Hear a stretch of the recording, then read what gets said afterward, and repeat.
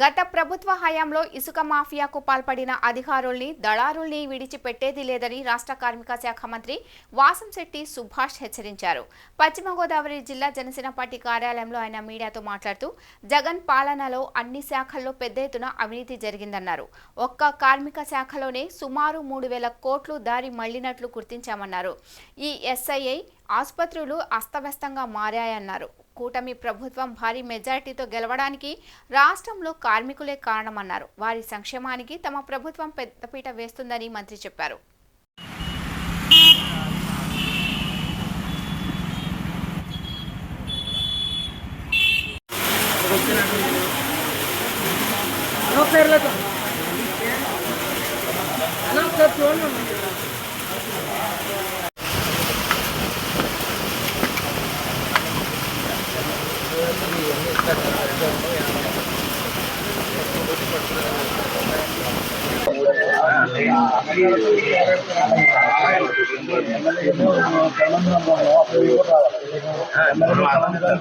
అందరికీ నమస్కారం.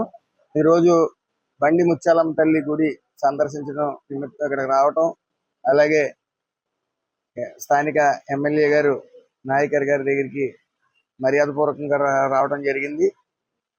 ఇక్కడ స్థానికంగా సుమారు 20,000 పైబడి భవన నిర్మాణ కార్మికులు ఉన్నారు. వాళ్ళకి కనీసం డిస్పెన్సరీ హాస్పిటల్ కూడా లేదు అనేది వాళ్ళ ఎమ్మెల్యే గారి దృష్టిలో పెట్టడం, భవన నిర్మాణ కార్మికులు అందరూ ఆయన నన్ను దాని నిమిత్తం డిస్పెన్సరీ హాస్పిటల్ కావాలి అని అడగటం, ఈ లేబర్ ఇన్స్పెక్టర్ని దీనికి సంబంధిత అధికారులందరినీ కూడా ఎమ్మెల్యే గారి దగ్గరికి వెళ్ళి వెంటనే డిస్పెన్సరీ హాస్పిటల్ పెట్టండి ఎమ్మెల్యే గారి ఆదేశాల మేరకు ఆయన ఎక్కడ ఏంటి అనేది ప్రదేశం కూడా చూసి మరి వెంటనే ఎమ్మెల్యే గారిని కలవమంటం కూడా జరిగింది. నిరంతరం ఈ భవన నిర్మాణ కార్మికుల వల్లే ఈ ప్రభుత్వం ముఖ్య కారణం. వైఎస్ఆర్ ప్రభుత్వం కింద పడ్డది అంటే 11 సీట్లకి కింద పడ్డది అంటే దాంట్లో ముఖ్యమైన పాత్ర భవన నిర్మాణ కార్మికులది. సుమారు 20 లక్షల మంది రిజిస్టర్ అయ్యి 10 లక్షల మంది ఇంకా రిజిస్ట్రేషన్ చేయించుకోకుండా ఉన్నారు. సుమారు ఫ్యామిలీకి వచ్చి 3-4 మంది వేసుకున్న 1 కోటి చిల్లరే జనం భవన నిర్మాణ కార్మికులే ఉండటం జరిగింది. వాళ్ళు ఏదైతే సంక్షేమ పథకాలు ఉన్నాయో అన్నీ కూడా జియో నెంబర్ 1214 ద్వారా అన్నీ కూడా నిలుపుదల చేశారు. తీవ్ర అన్యాయం భవన నిర్మాణ కార్మికులకి జరిగింది. అలాగే ఈ ఇసుక దందా వల్ల కూడా వీళ్ళెవ్వరికీ కూడా పనులు లేకపోవడం, సుమారు 5 సంవత్సరాల్లో కనీసం సంవత్సరం అంటే 365 రోజులు కూడా పనులు లేని వైనం. ఏదేమన్నప్పటికీ ఇటు ఆరోగ్యపరంగా ఈఎస్ఐ హాస్పిటల్స్ కూడా నిర్లక్ష్యం చేయడం, 450 కోట్లు వస్తుంటే 160 కోట్లే ఖర్చు పెట్టి మిగతాది నిరుపయోగంగా వదిలేయటం కూడా ఈ 5 సంవత్సరాల వైసీపీ ప్రభుత్వంలో చూసాం. మరి ఎమ్మెల్యే గారు వెంటనే ఇక్కడ డిస్పెన్సరీ హాస్పిటల్ ఎట్టి పరిస్థితుల్లో అవసరం భవన నిర్మాణ కార్మికులకి, అది వెంటనే ఫుల్ఫిల్ చేయండి అని చెప్పడం, సంబంధిత ఆఫీసర్లందరినీ కూడా ఎమ్మెల్యే గారి దగ్గరికి రేపు రమ్మని ఆదేశించడం కూడా జరిగింది. ఇందులో భాగంగా ఎమ్మెల్యే గారి సూచనల మేరకు అతి త్వరలోనే డిస్పెన్సరీ హాస్పిటల్ ఇక్కడ నిర్మించడం జరుగుతుంది, ఇక్కడ పెట్టడం జరుగుతుంది.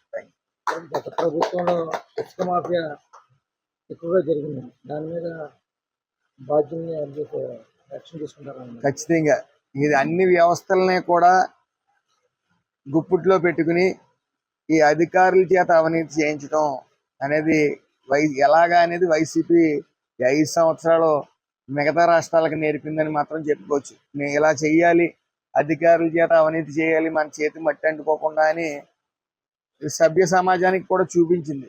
మనం రాష్ట్రం రాజధాని లేని రాష్ట్రం కూడా బహుశా ఈ దేశంలోనే మందే కావచ్చు.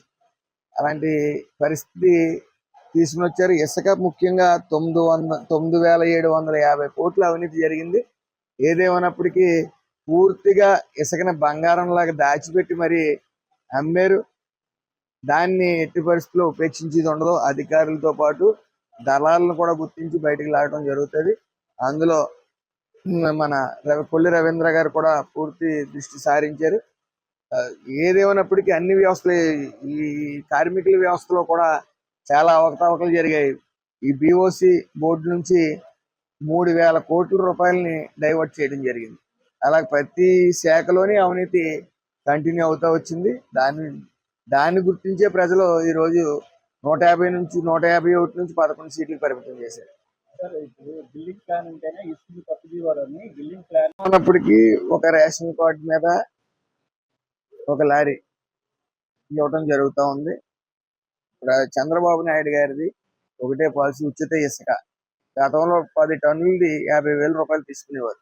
ఇప్పుడు పూర్తిగా ఓన్లీ అక్కడ అయ్యే ఖర్చుల నిమిత్తమే తీసుకుంటున్నారు తప్ప వేరే ఇతర అసలు ఏ చిన్న లోపం జరిగినా సరే ఈడీ యాక్ట్లు కూడా పెట్టడం జరుగుతుందని మన కేబినెట్ మీటింగ్ లో చంద్రబాబు నాయుడు గారు చెప్పడం జరిగింది.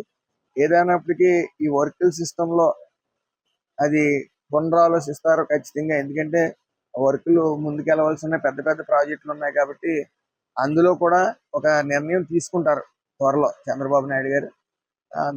ఆ విషయాన్ని కూడా షార్ట్అవుట్ చేస్తారు. గతంలో జరిగిన వర్కులకి కాంట్రాక్టర్లకి చాలా మందికి బిల్లులు రాలేదు. ప్రభుత్వం వచ్చిన తర్వాత బిల్లుల మీద ఏమైనా ముందుకెళ్ళే ఉద్దేశం ఉందా? లేకపోతే గత ప్రభుత్వంలో కాంట్రాక్టర్ బిల్లులు అంటే ఇందులో ముఖ్యంగా ఈ కాంట్రాక్టర్లు చాలా మందిని గుప్పుట్లో పెట్టుకుని పూర్తిగా అవినీతిమయం చేసి వాళ్ళ దగ్గర నుంచి ఆల్రెడీ అధిక మొత్తంలో కమిషన్లు తీసుకుని పూర్తిగా ఈ వ్యవస్థనంతా పాడు చేయడం జరిగింది. అలాగే ఇందులో ముఖ్యంగా గమనించవలసింది ఏంటంటే రూపాయికి చెందే వరకు 3 రూపాయలకి జీవోలు పాస్ చేసి అధిక మొత్తంలో అవినీతి జరిగింది. అది గుర్తిస్తా ఉన్నారు. ఒక్కొక్కరికి 200 కోట్లు, 400 కోట్లు, 300 కోట్లు కూడా బిల్లు పెండింగ్ ఉన్నాయి. అన్ని క్షుణ్ణంగా పరిశీలించి ఏదైతే కరెక్ట్ గా జరిగిందో ఆ వర్క్లకి డబ్బులు అలాట్ అవుతాయి. మిగతా అన్ని కూడా పర్యవేక్షణలు పెట్టి వాళ్ళు ఇంచుమించు అవినీతి జరుగుతాయి గుర్తించి వాళ్ళకి అమౌంట్ స్టక్ అవడమే కాకుండా ఎట్టి పరిస్థితుల్లో వాళ్ళకి శిక్షార్హులు అవుతారని చెప్పి మాత్రం ఖచ్చితంగా చెప్పాలి. ఇప్పుడు ఫ్యాక్టరీస్ మీకు ముందే చెప్పాం, ఈ యొక్క థర్డ్ పార్టీ ఏజెన్సీస్ ఫ్యాక్టరీలకి లేకపోతే ఈ బాయిలర్స్ కానీ మిగతా వాటికి థర్డ్ పార్టీ ఏజెన్సీస్ అనేది వాళ్ళు కనుసైకిల్లో ఉన్న కొన్ని పార్టీస్ని తీసుకుని వచ్చి ఇన్వాల్వ్ చేయడం, ఆ థర్డ్ పార్టీ ఏజెన్సీస్ అధికారులతో కుమ్మక్క అవడం,